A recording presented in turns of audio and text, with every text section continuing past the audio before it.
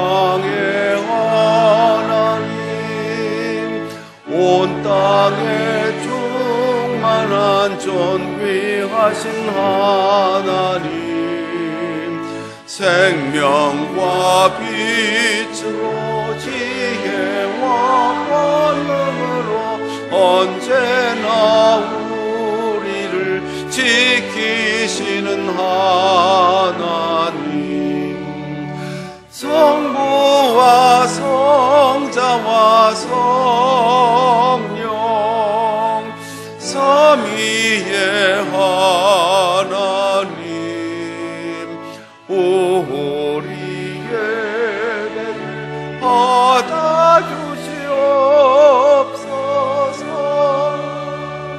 사랑이 넘치는 자비하신 하나님, 은혜가 풍성한 구원의 하나님, 참회의 심령에 평안을 주시옵고 죄악과 허물을 용서하여 주소서. 찬송과 영광과 생명 구원의 하나님, 우리 예배를 받아주시옵소서.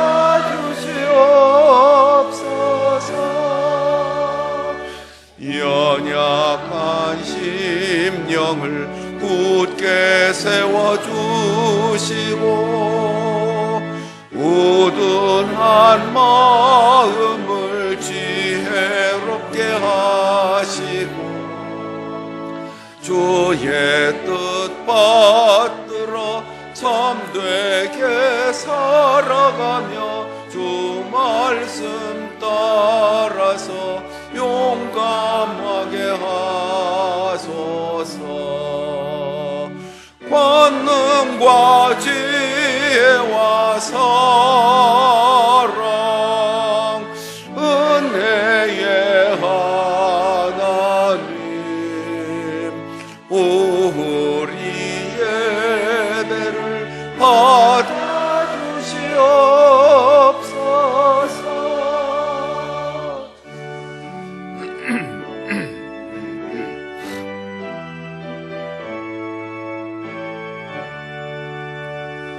주 앞에 나올 때 우리 마음 기쁘고 그 말씀 힘되어 새 희망이 솟는다. 고난도 슬픔도 이기게 하시옵고 영원에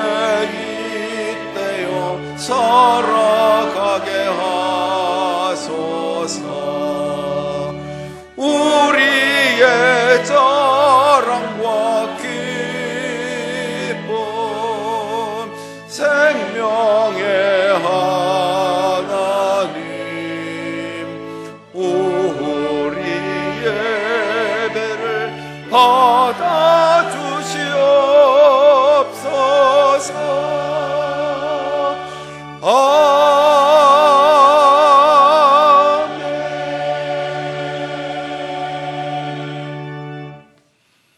여호와를 경외하는 자 누구냐? 그가 택할 길을 그에게 가르치리로다. 그의 영혼은 평안히 살고 그의 자손은 땅을 상속하리로다. 아멘.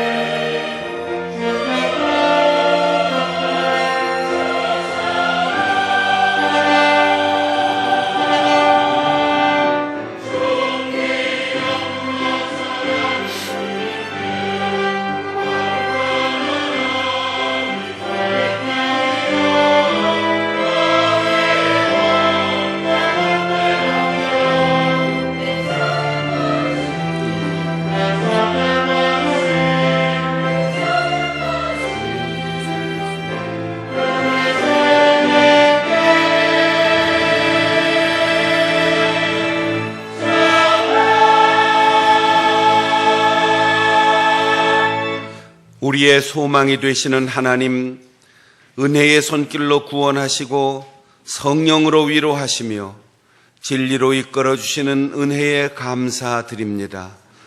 오늘도 아버지이신 하나님을 바라보며 예배하는 우리 가운데 거룩한 영으로 임재하옵소서. 세상의 시험과 환난을 넉넉히 이겨낼 지혜와 용기를 주옵소서.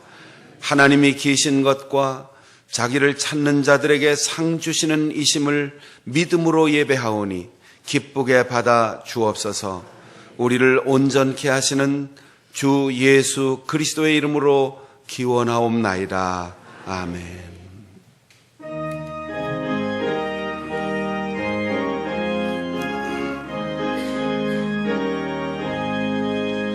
만입이 내게 있으면 그 입 다 가지고 내 구주 주시는 정을 늘 찬송하겠네. 내 은혜로신 하나님 날 도와주시고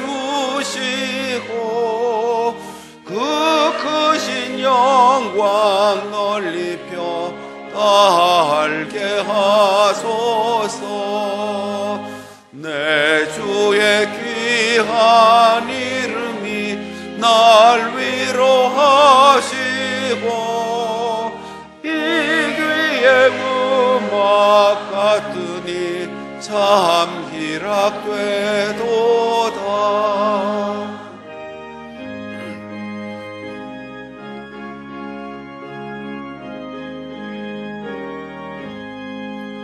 내 죄의 권세 깨뜨려 그 결박 부시고 일주한 마음을 비로소 고정케 하셨네.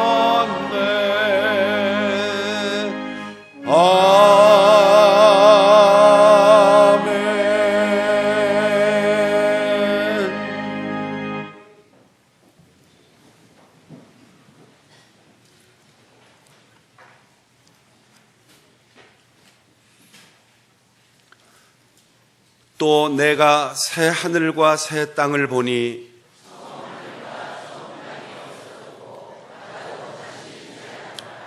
또 내가 봄에 거룩한 성 새 예루살렘이 하나님께로부터 하늘에서 내려오니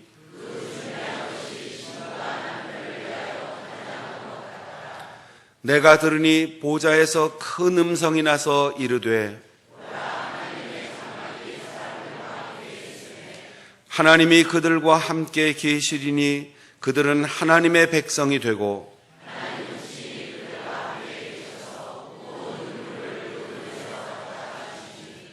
다시는 사망이 없고 애통하는 것이나 곡하는 것이나 아픈 것이 다시 있지 아니하리니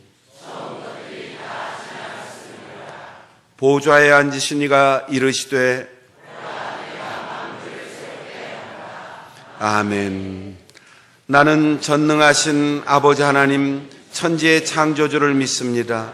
나는 그의 유일하신 아들 우리 주 예수 그리스도를 믿습니다. 그는 성령으로 잉태되어 동정녀 마리아에게서 나시고 본디오 빌라도에게 고난을 받아 십자가에 못 박혀 죽으시고 장사된 지 사흘 만에 죽은 자 가운데서 다시 살아나셨으며 하늘에 오르시어 전능하신 아버지 하나님 우편에 앉아 계시다가 거기로부터 살아있는 자와 죽은 자를 심판하러 오십니다. 나는 성령을 믿으며 거룩한 공교회와 성도의 교제와 죄를 용서받는 것과 몸의 부활과 영생을 믿습니다. 아멘.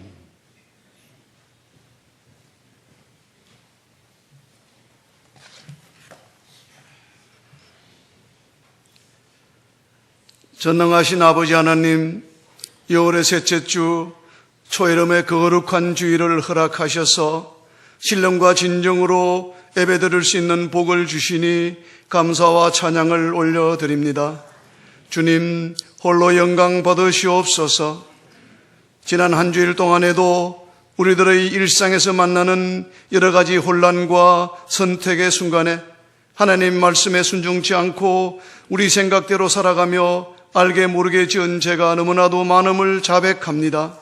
주님, 저의 죄를 용서하여 주시옵소서. 저희들이 사람들의 눈이 아닌 하나님의 눈을 두려워할 때에 정결한 삶을 살아갈 수 있음을 믿습니다. 지금 이 시간 저희가 다른 어느 곳에 있지 아니하고 예배의 자리에 와 있는 것도 주님이 크신 은혜임을 깨닫고 더욱 감사를 드립니다. 교회의 머리가 되시는 주님, 우리 교회를 인도하여 주심에 감사드립니다.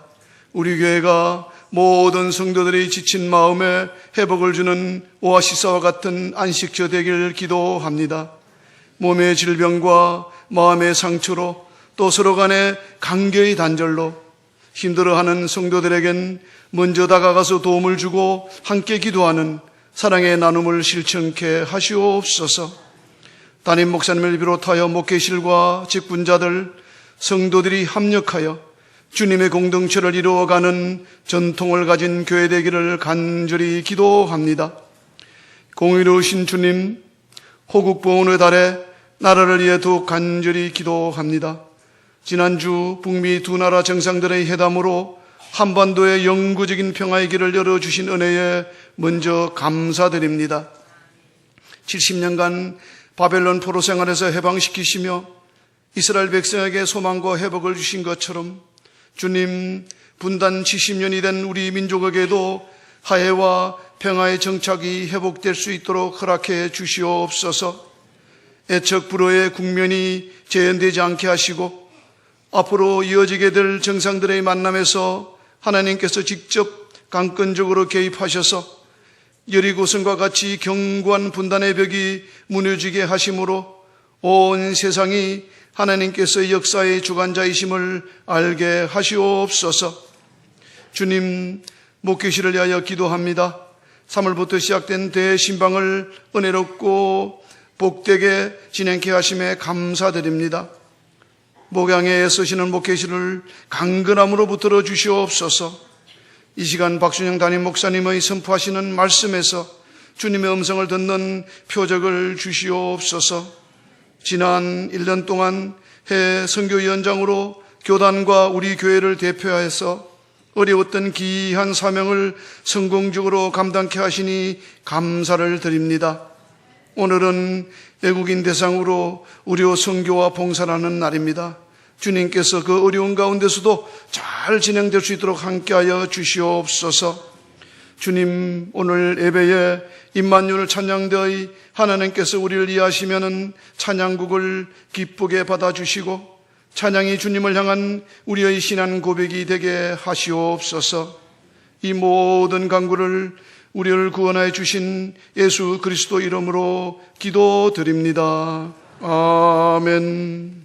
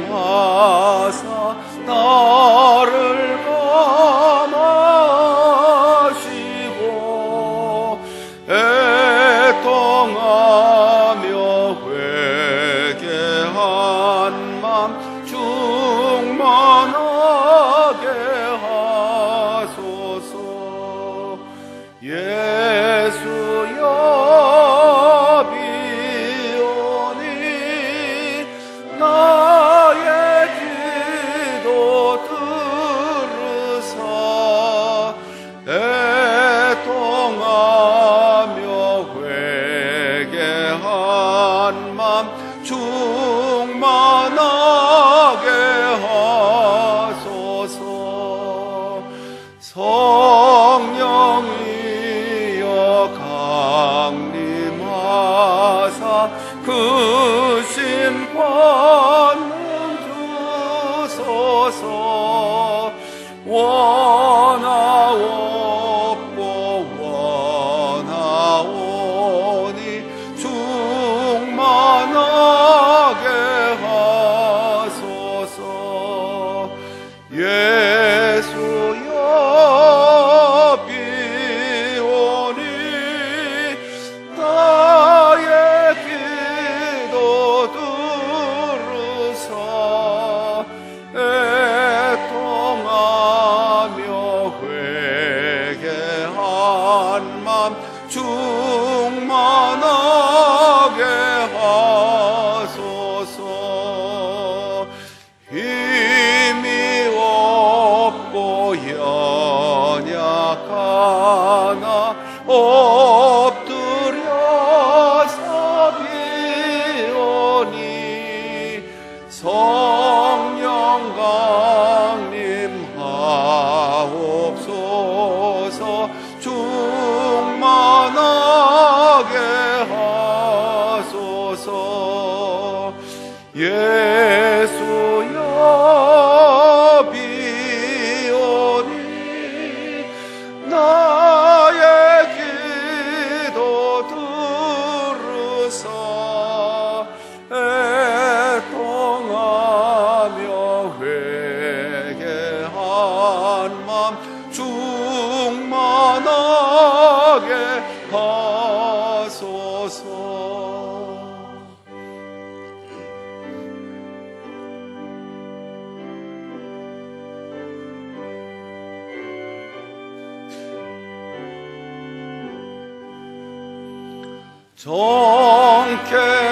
정케하고 위로하사 복을 받게 하소서. 충만하게 하시오니 무한 감사합니다. 예수여 비오니 나의 기도 들으사 애통하며 회개한 맘 충만하게 하소서.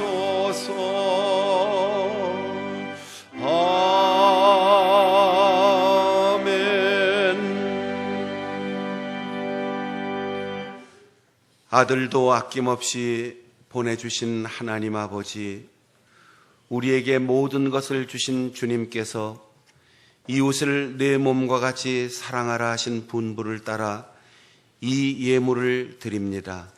고통받는 사람의 이웃이 되고 죄와 죽음의 그늘에서 방황하는 인생들에게 빛을 비추고자 하는 마음으로 주께 드리오니 받아 주시옵소서. 미루거나 인색하지 않고 마음을 다해 봉헌하는 성도들에게 평강의 열매를 주옵시고, 베다니의 여인처럼 주님이 기억하시는 향기로운 이름으로 길이나 함께 하옵소서. 최소한의 의무가 아니라 넘치는 사랑으로 바치는 손길에 더 풍성한 선물과 은사로 채워 주옵소서. 우리의 몸과 마음이 평안하게 하옵시고, 가정에는 화목한 복을, 생업에는 형통한 복을 내려 주옵소서. 만복의 근원이신 주 예수 그리스도의 이름으로 기도하옵나이다. 아멘.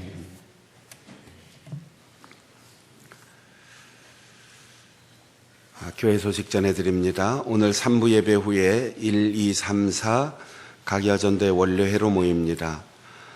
이번 주 화요일에 화요 기도회는 따로 모이지 않습니다.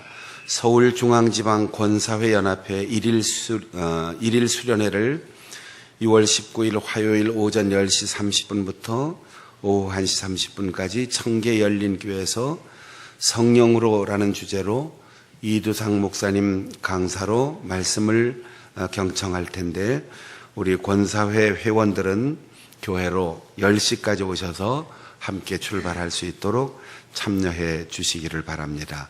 이번 주 금요 심야 기도의 기관 특성은 5.6 여전도회입니다. 오늘 국내 거주 외국인을 위한 의료봉사 매월 1회 실시하는데, 오늘도 변함없이 이 땅의 나그네로 살아가는 이들에게 우리 장충단교회 의료 선교를 통해서 주님의 따뜻한 사랑이 그들에게 전달되고 위로가 될 수 있도록 격려해 주시고 또 마음 다해서 위로해 주시기를 바랍니다. 이번 주 월요일부터 수요일 목회실 수련회, 목요일부터 토요일 당회 수련회로 모입니다. 지난 주간에 황학 장로님 낙원으로 부름을 받고 장례식을 거행했습니다. 여러분들이 조문해 주시고 또 위로해 주셨는데 따뜻하게 사랑으로 격려해 주시고, 또 우리 2부 예배 때 인사를 드렸는데 여러분들이 유족들을 위해서 기도해 주시기를 바랍니다. 혼인예식 안내입니다. 성백진 집사님, 오명순 집사님 딸 성훈영 양, 신원철 군과 6월 23일 토요일 오전 11시 30분 지하철 2호선 서초역 부근에 있는 더바인 1층 예그리나 홀에서 혼인예식을 거행합니다. 여러분들이 참석해 주시고 또 축하해 주시고 축복해 주시기 바랍니다. 사마리아 영상선교회 오늘 오후 2시 시흥 등대교회를 다녀옵니다. 오늘 교인 수첩을 새로 제작해서 예배 후에 여러분 나가실 때 나눠드릴 겁니다. 교회 생활에 대한 안내도 있고 또 기관별로 나이별로 직분별로 전화번호를 수록해 놨습니다. 여러분들이 한 분씩 받아가셔서 유용하게 성도의 교제를 통한 좋은 도구로 사용하시고, 특별히 그동안 여러 해 교인 수첩을 제작하지 않은 것은 성도들 개인정보가 자꾸 불필요하게 유출되어서 여러 가지 불편한 점이 있기 때문에 당분간 쓰던 것을 계속 쓰도록 했고, 이번에 바뀐 전화번호들이 많아서 새로 제작했습니다. 여러분들이 소중하게 사용하시되 버릴 때는 나중에 깨끗하게 소각하거나 분쇄해서 버려주시고, 또 여러분의 관리를 소홀해서 교인들의 이름과 전화번호가 불필요하게 유출되지 않도록 잘 사용해 주시기를 부탁드립니다. 2부 예배 할렐루야 찬양대 지휘자를 새로 임명하고 2부 예배 때는 소개를 드렸습니다. 이미성 집사님, 이름이 목소리가 아름답겠지요. 전주의 전북대학 예술대 음악과 장학생으로 입학하고 졸업했고, 독일 하이델베르그 석사 학위를 받으셨고, 독일에서 스투트가르트 대학에서 최고 연주자 박사과정 최우수 졸업하시고, 명지대 대학교회의 지휘자로 봉사하셨는데 이번에 우리 할렐루야 찬양대 지휘자로 초빙하였습니다. 여러분들이 격려해 주시고 또 따뜻하게 맞아 주시기를 바랍니다. 오늘 우리에게 주시는 하나님의 말씀은 신약성경 고린도 후서 제5장 6절부터 10절까지입니다.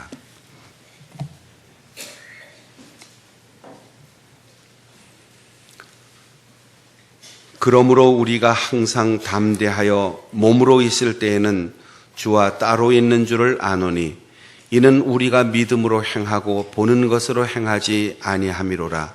우리가 담대하여 원하는 바는 차라리 몸을 떠나 주와 함께 있는 그것이라. 그런즉 우리는 몸으로 있든지 떠나든지 주를 기쁘시게 하는 자가 되기를 힘쓰노라. 이는 우리가 다 반드시 그리스도의 심판대 앞에 나타나게 되어 각각 선악간에 그 몸으로 행한 것을 따라 받으려 함이라. 아멘.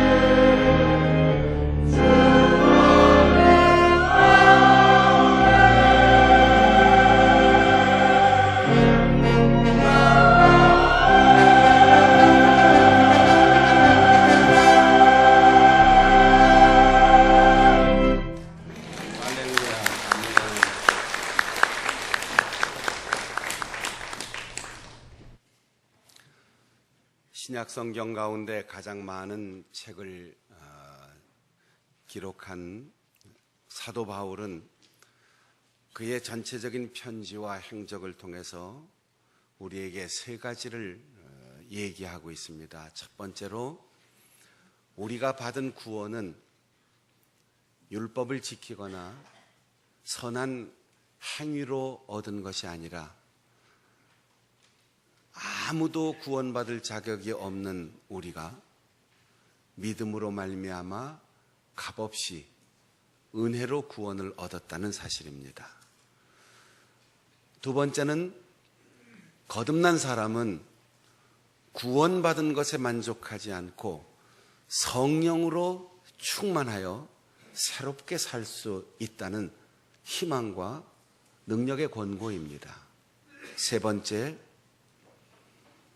믿음으로 성령으로 살다가 언젠가 우리는 하나님 앞에 서게 될 텐데 그때 그 사람의 삶의 여정에서 하나님이 주신 은혜와 성령의 권능으로 어떻게 살았는지 그 행한 대로 갚아주신다는 거예요.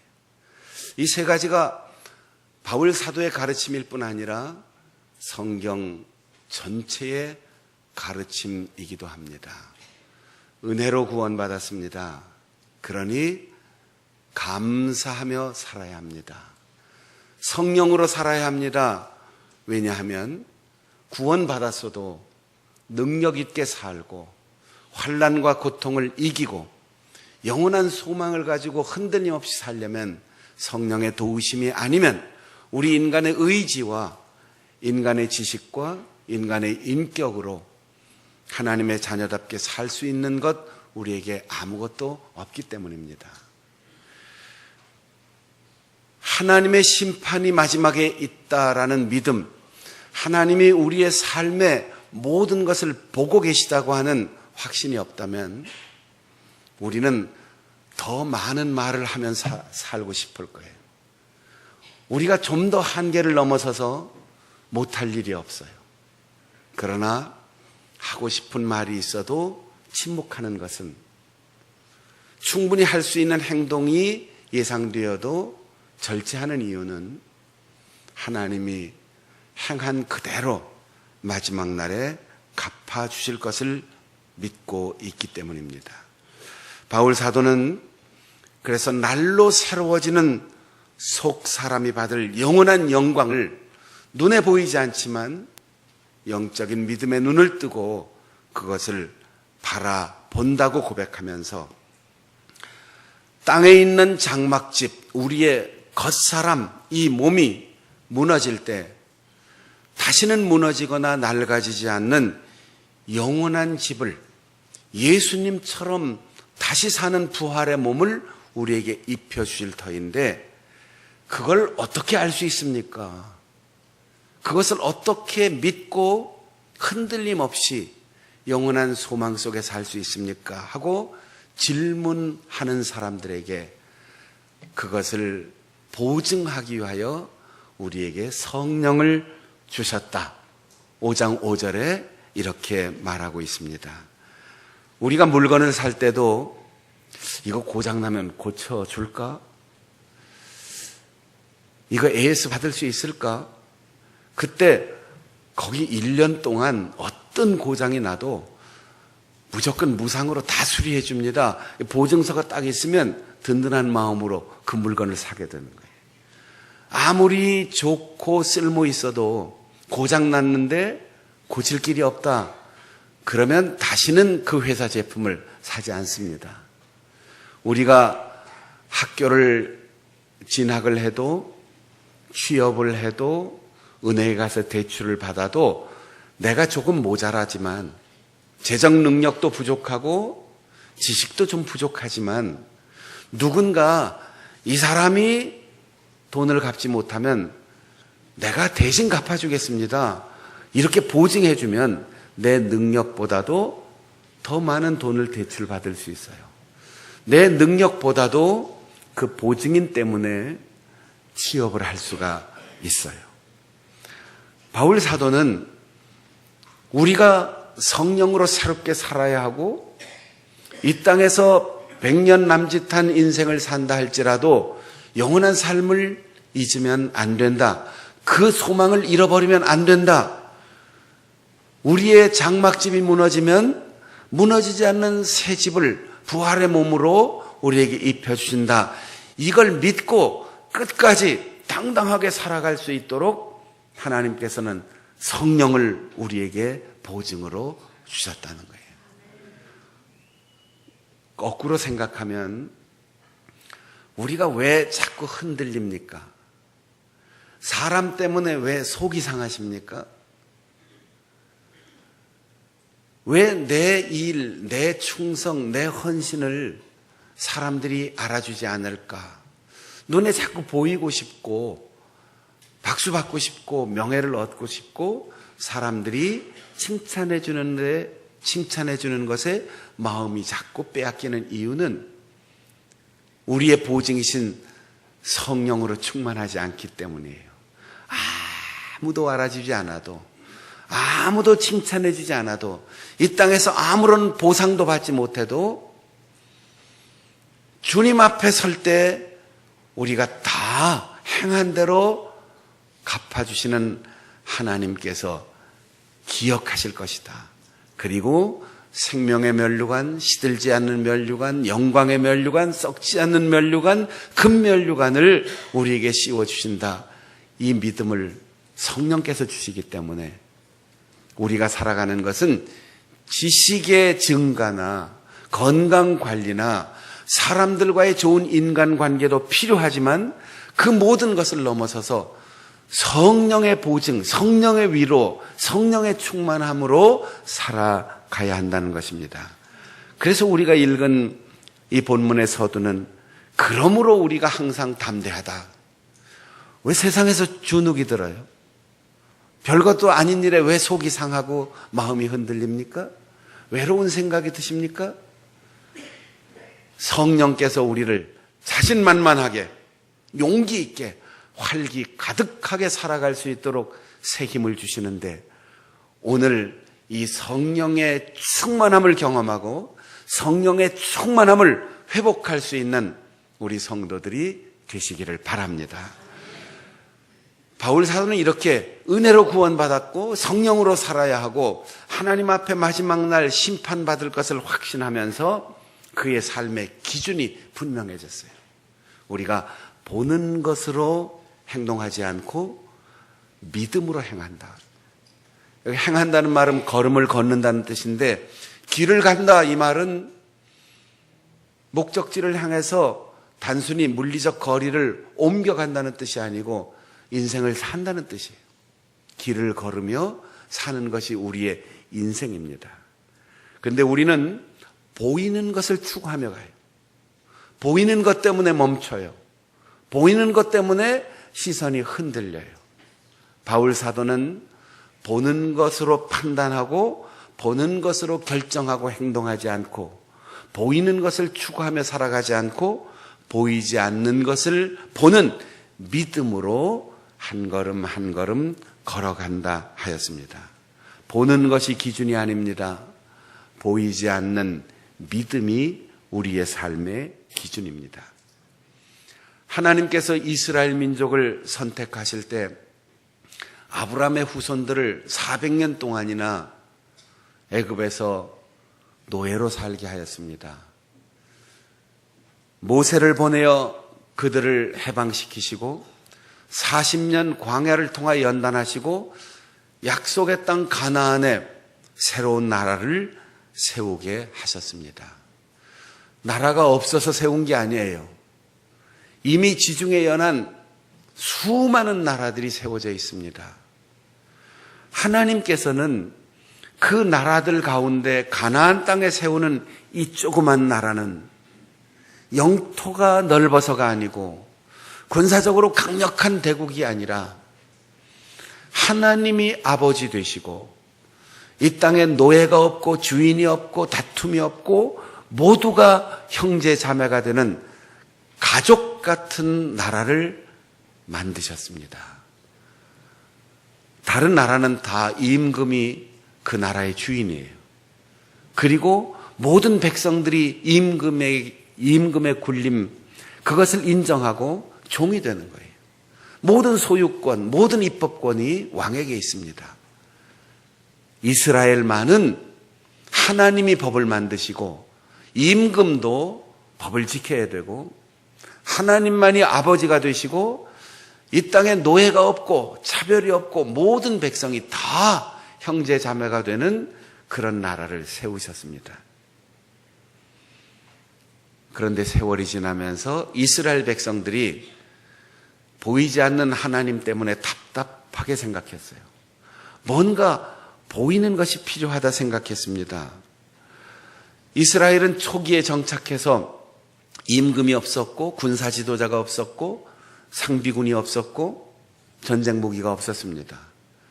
그런데도 자주 이웃 나라와 다툼이 생기고 전투를 해야 했습니다. 또 일정한 직분의 재판관이 없었습니다. 검사도 없고 변호사도 없고 판사도 없었습니다. 오직 있는 것은 사사 한 사람이었는데 사사도 직분이 아니고 평민으로 살다가 누군가 다툼이 있고 해결할 수 없는 문제가 생기면 기다리고 있는 사사를 찾아가서 그분에게 위탁을 합니다. 그러면 사사는 그것을 재판하고 다시 평민으로 돌아가요. 전쟁이 벌어지면 사사가 군대 지휘관이 되어 전쟁을 지휘하고 승리하고 평화가 이루어지면 다시 평민으로 돌아갑니다. 아무도 영구 집권을 하지 않았어요. 그러니까 이스라엘 백성들이 불안해지기 시작한 거죠. 강력한 임금이 있었으면 좋겠다. 상설 군대가 있으면 좋겠다. 발달한 전쟁 무기와 전술이 있으면 좋겠다. 임금이 있으면 우리가 얼마나 든든할까. 그래서 하나님 앞에 호소했습니다. 하나님, 우리에게도 다른 나라처럼 임금을 세워 주십시오. 여러분, 우리 자녀들이 부모님의 마음을 헤아리지 않고 분가하겠습니다, 여행하고 오겠습니다, 등산하겠습니다 말려도 안 되면 부모가 그래 해봐, 이거는 기뻐서 허락하는 게 아니고 고생 좀 해봐라, 그래서 집이 얼마나 좋은지 알게 될 거다. 하나님께서 허락하셔서 임금을 세우라고 했는데 하나님의 뜻대로 기쁘게 세워준 거 아니고 다른 나라처럼 세금 착취당해봐라, 다른 나라처럼 종살이 좀 해봐라, 부역 좀 해봐라. 하나님이 임금이 되는 나라가 얼마나 행복한가를 너희들이 알게 될 거다. 그리고는 임금을 세웠어요. 우리도 늘 무엇처럼 이 마음이 우리 속에 들어오면 그때부터 조바심이 나고 그때부터 불행해지기 시작하는 겁니다.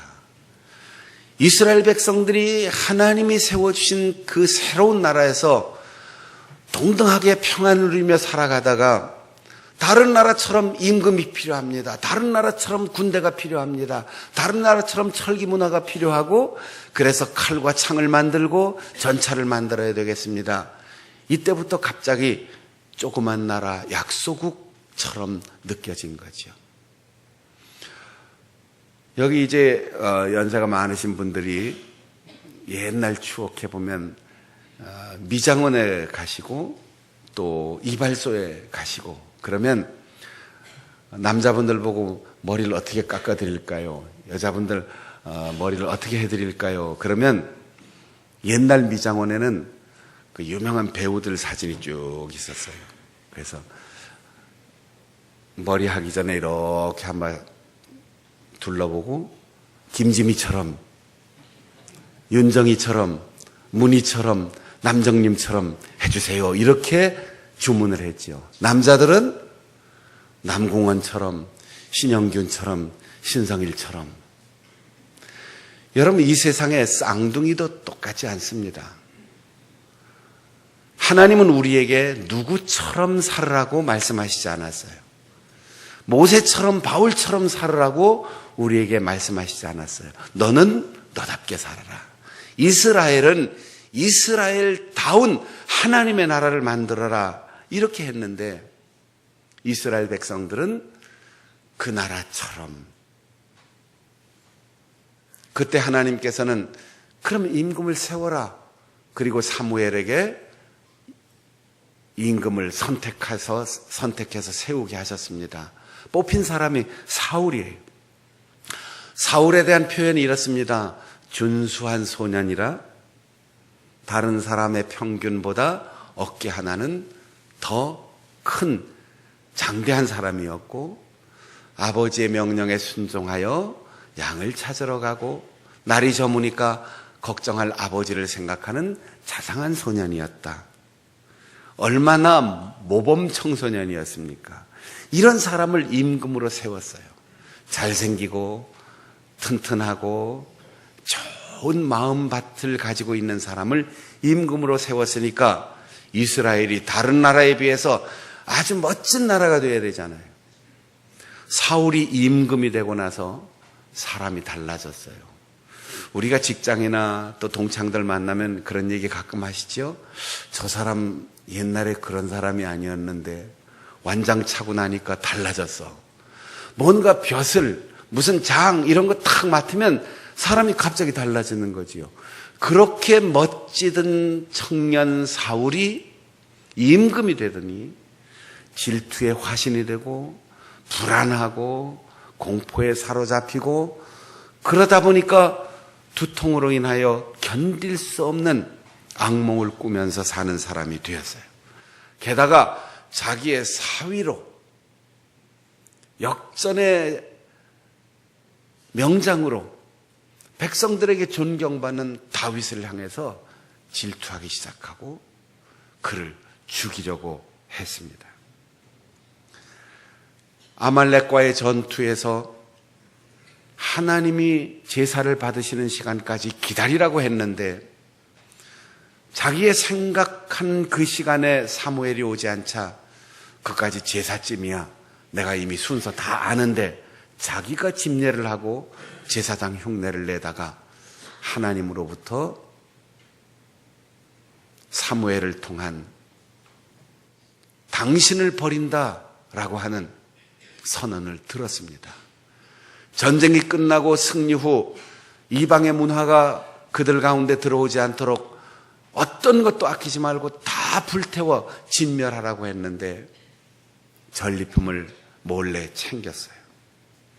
사무엘은 사무엘상 15장에 기록된 말을 보면 이렇게 임금에게 이야기합니다. 임금님, 당신이 스스로 자신을 작다라고 여기고 겸손할 때 하나님은 당신을 세우셨습니다. 이스라엘의 머리가 되게 하셨습니다. 그러나 이제 당신이 하나님의 말씀을 버렸으므로 하나님이 당신을 버렸습니다. 그리고 헤어져 각자의 고향으로 돌아갔는데 죽는 날까지 사무엘과 사울이 서로 만나지를 못했다고 했습니다. 사울의 불행은 전쟁이 일어나서 불행이 아닙니다. 문화가 발달하지 못한 불행이 아닙니다. 사람이 없어서 불행이 아닙니다. 하나님의 말씀을 따라 겸손하게 살아야 하는데 우쭐대다가 하나님의 말씀을 거역하다가 하나님으로부터 버림을 받았습니다. 그래서 바울은 내가 눈으로 보는 것을 추구하지 않는다. 눈으로 보는 것으로 판단하고 결정하지 않는다. 나는 믿음으로 인생을 산다라고 고백하고 있습니다. 그리고 바울은 이제 내가 몸 안에 있든지 몸 밖에 있든지, 이 말은 죽든지 살든지 성공하든지 실패하든지 나이가 먹든지 젊든지 남자든 여자든 어떠한 것에도 나는 마음을 두지 않고 주님이 기뻐하시기를 원한다. 죽어도 내 죽음이 주님의 기쁨이 되기를, 살아있어도 죽지 못해 사는 것이 아니라 주님이 기뻐하시는 사명자로 살아가는 것. 모든 것이 하나님의 기쁨, 주님의 기쁨이 그의 삶의 기준이었습니다. 우리는 보는 것이 기준이에요. 합리적이고 삶에 경험한 것이 우리의 기준입니다. 그러나 신앙과 사명은 하나님의 기쁨이 기준입니다. 여러분, 눈으로 본 것이 있어도, 내 귀로 확실히 들었어도 하나님이 기뻐하실 일이 아니라면 그거 별로 중요하게 생각하지 마세요. 집사님, 내가 집사님한테만 얘기하는데 이거 비밀이야. 절대 다른 데 가서 얘기하면 안 돼. 권사님만 알고 있어. 우리 둘만 알아. 그건 비밀이 아니에요, 이미. 비밀이라면 내 입에서 나가지 말아야지 비밀이 되는 거죠. 내가 봤거든. 내가 틀림없이 들었어. 확실해. 진리야, 진실이야. 요즘 진실, 진리 사실 논쟁이 얼마나 심합니까? 그런 일이 있었대. 아니래. 옛날 일이래. 지금 일이래. 아니야. 믿을 수 없어. 그보다 더 중요한 게 우리 그리스도인에게 있습니다. 사실이라도, 내가 보았어도, 내가 들었어도 하나님이 기뻐하실 일이 아니라면 우리의 관심 바뀝니다. 내가 하기 싫고 가기 싫고 만나기 싫어도 하나님이 기뻐하실 일이라면 우리는 해야 합니다. 이게 신앙이고 사명입니다. 주님이 좋아하실까? 주님이 즐거워하실까? 하나님의 뜻에 합당한 것일까? 이것이 바울 사도의 삶의 기준이었고 우리의 삶의 기준이어야 합니다. 그리스도인은 눈으로 보는 것, 귀로 듣는 것, 우리의 오감으로 체험한 것이 삶의 기준이 아니라 하나님의 기쁨입니다. 그래서 우리가 늘 찬송하잖아요. 나 주님의 기쁨 되기 원하네. 내 마음을 새롭게 하소서. 사울에게서 여호와의 영이 떠났습니다. 하나님의 영이 떠나니까 그렇게도 마음이 착하고 너그럽고 용기 있었던 사울이 극도의 의심과 불안과 두려움, 질투의 화신이 되었습니다. 사무엘에게 두 번째 임금을 선택하러 가라고 말씀하신 하나님께서는 용모를 보지 마라. 나는 중심을 본다라고 말씀하셨습니다. 다윗이 어떤 사람이었습니까? 이스라엘의 두 번째 왕 다윗은 골리앗과 전쟁터에서 마주 섰을 때 골리앗이 자존심이 확 상했어요. 엄청난 거인으로 이스라엘 백성들이 무서워할 무기를 들고 나갔는데 조그마한 애가 나오는 거죠. 사울 임금이 이 임금의 하사품으로 갑옷과 투구를 다 줬는데 그게 맞질 않아서 그냥 다 벗어놓고 평상복에 물맷돌 하나 들고 가는 겁니다. 그러니까 골리앗이 이렇게 말합니다. 야, 나를 뭔 강아지로 하냐? 조그만 애가 막대기 하나 들고 오느냐? 골리앗이 다윗의 용모를 보니까 젊고 얼굴빛이 붉고 아름다웠다 그랬습니다. 이게 칭찬이 아니고 업신여기면서 보니 젊고 붉고 아름다웠다. 이 앞뒤가 맞질 않죠? 왜 업신여겼느냐 하면 젊고라는 말은 나이가 어리다는 얘기, 유치하다는 얘기예요. 전쟁터에 나올 만한 나이가 아직 안 됐는데 애들은 가. 지금 이러고 있는 거예요. 붉고 애티가 난다는 거죠. 아이고 전 냄새가 풀풀 나는데 네가 무슨 나하고 싸우겠다고 왔냐. 아름다웠다. 이 말은 보기 좋다는 뜻이 아니고 아이고 남자가 어떻게 이렇게 기집애처럼 생겼냐. 예쁘다는 거. 요즘 아이돌 가수처럼 얼마나 다윗이 얼굴이 예뻤는지. 너는 도대체 싸움이라는 게 어울리질 않아. 그래서 업신여겼다는 거지요. 다윗은 말합니다. 너는 칼과 단창으로 오지만 나는 만군의 여호와 하나님의 이름으로 간다. 하나님은 우리의 용모를 보시지 않고 우리 마음의 중심을 보신다고 했습니다. 바울 사도는 세 번째로 우리가 어떻게 살든 그 행한 대로 각각 반드시 심판대 앞에 서서 하나님이 갚아주시는 것, 행한 대로 주시는 선물을 받을 텐데 선악간에 받을 것이라고 했어요. 좋은 것, 이로운 것, 즐거운 것, 정직한 것, 행복한 것으로 살았다면 하나님은 그렇게 비열하고 가치 없는 것, 더러운 사악한 마음을 가지고 나쁜 행동을 했다면 그렇게 갚아주시는데 행한 대로라고 했습니다. 장충난 교회 와서 예배 드린다고 다 은혜 받는 게 아니에요. 박순영 목사 설교한다고 다 귀에 쏙쏙 들어오는 게 아니에요. 각각입니다. 우리가 요즘 젊은 청년들이 삶의 희망을 잃고 아이고 난 태어날 때 흙수저 물고 태어났어. 금수저 물고 태어난 애들은 별로 노력하지 않고도 잘 사는데 이렇게 비교해서 열등감을 느낍니다.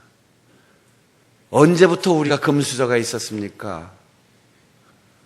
70년 전 우리 교회가 처음 생길 때, 해방될 때, 그때 우리나라는 몽땅 다 흙수저였습니다.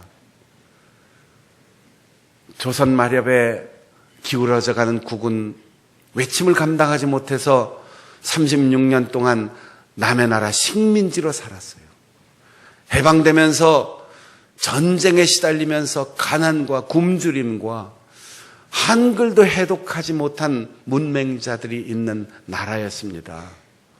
하루에 3끼를 못 먹었어요. 학교가 교실이 없어서 60명, 70명씩 한 반에 있어도 오전반, 오후반 따로 공부했어요. 미국에서 보내주는 옥수수가루, 우유가루 먹으면서 살았어요.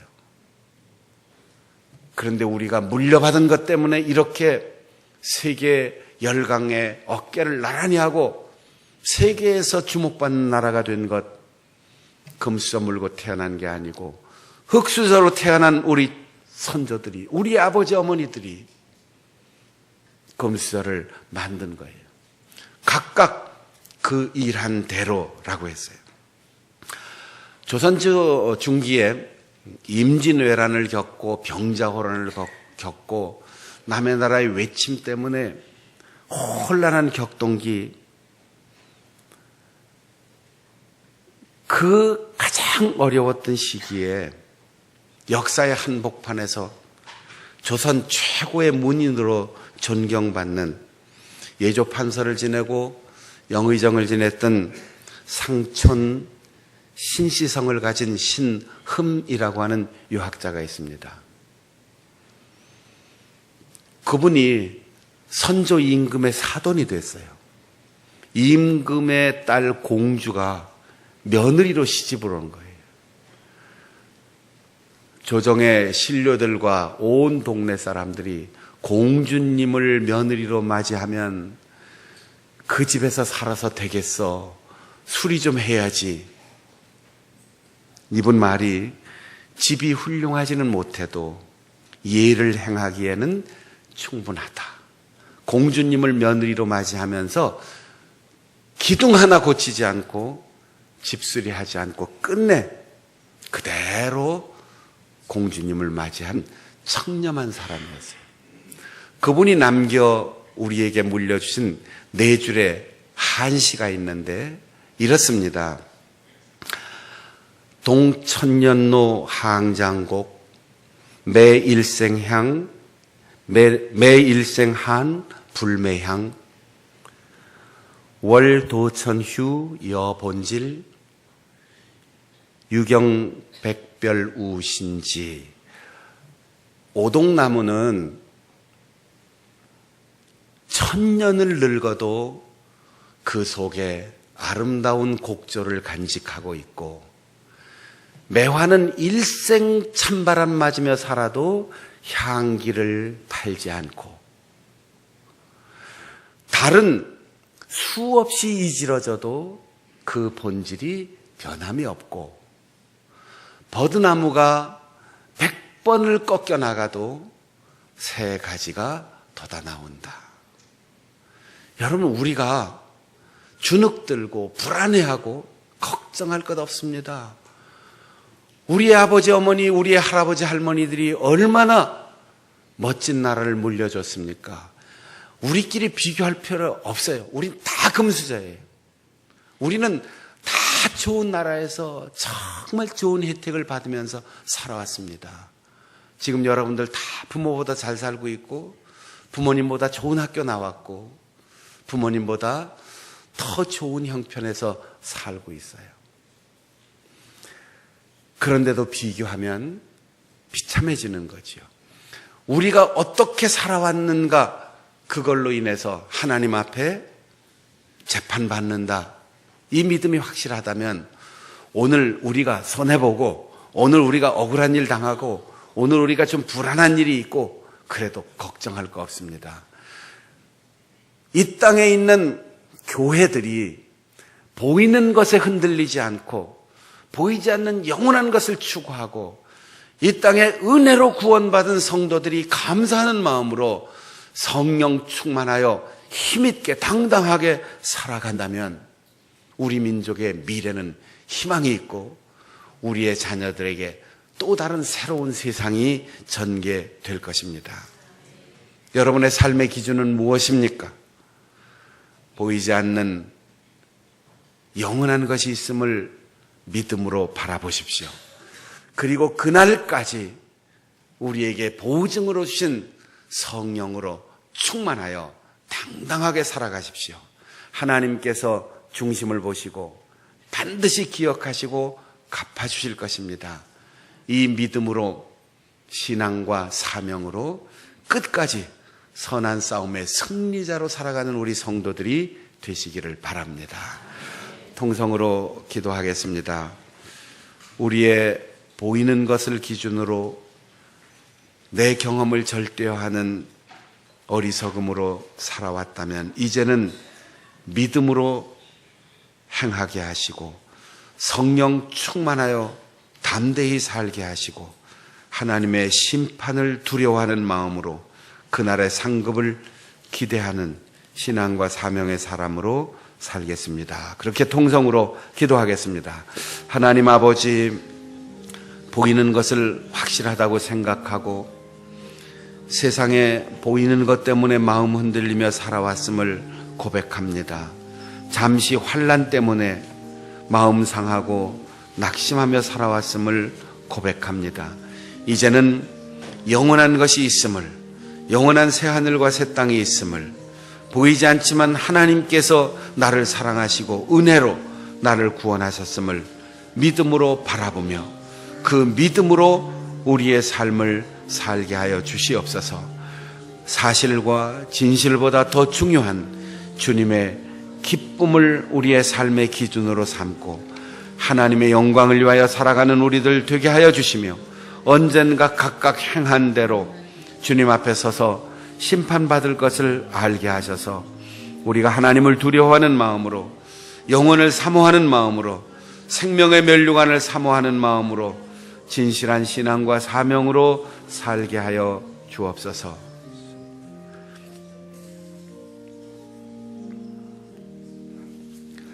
하나님 아버지, 내 눈으로 보았고 내 귀로 들었고 내 삶의 연조로 경험으로 확실한 삶의 기준을 만들었다 할지라도 주님, 이제 말씀에 근거한 믿음으로 행하는 우리들 되게 하여 주시기를 원합니다. 성령으로 우리에게 영원한 것을 보증해 주시고 영생과 부활을 보증해 주셨사오니 어디에 가서 어떠한 환경을 만나도 의기소침하지 않게 하시고 좌절하지 않게 하시고 항상 성령 충만하여 담대히 살아가는 우리들 되게 하여 주시옵소서. 나의 경험과 내 눈으로 보고 내 귀로 들은 사실을 우리의 삶에 중요한 기준으로 삼고 살아왔음을 고백하며 회개합니다. 이제 주님의 기쁨이 우리의 삶의 기준이 되게 하시고 하나님의 영광을 추구하며 살아가는 우리들 되게 하여 주시옵소서. 그래서 마지막 날 주 앞에 섰을 때 생명의 면류관, 시들지 않는 면류관, 영광의 면류관, 금 면류관을 받을 수 있는 우리들 되게 하여 주시옵소서. 바울 사도의 고백처럼 달려갈 길을 마칠 때까지 이 믿음 지키게 하시고 선한 싸움의 승리자로 주 앞에 서게 하여 주옵소서. 예수님의 이름으로 기도하옵나이다. 아멘.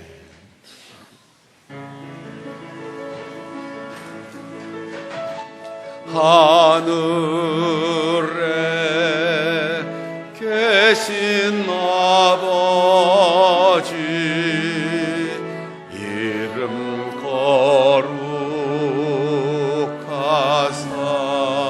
거룩하사 주님 나라 임하시고 뜻이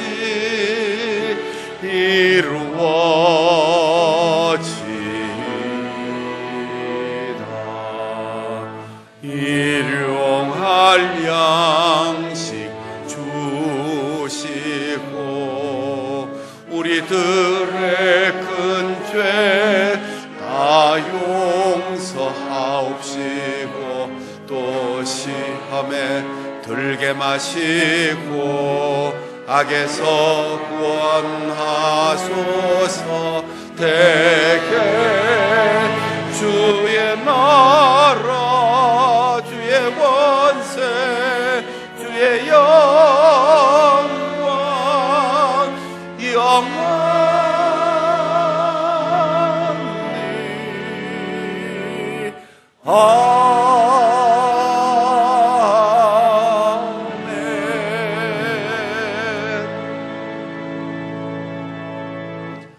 우리 주 예수 그리스도의 은혜와 아버지 하나님의 변함없는 크신 사랑과 보혜사 성령의 교통하심이 값없이 믿음으로 은혜로 구원받은 사실을 감사하며 성령을 보증으로 주신 것을 굳게 믿고 이 땅에 성령 충만하여 당당하게 살아가기를 소원하는 우리 모든 성도들 삶 가운데 주님 다시 오시는 그날까지 늘 함께 하시기를 간절히 축원하옵나이다. 아멘.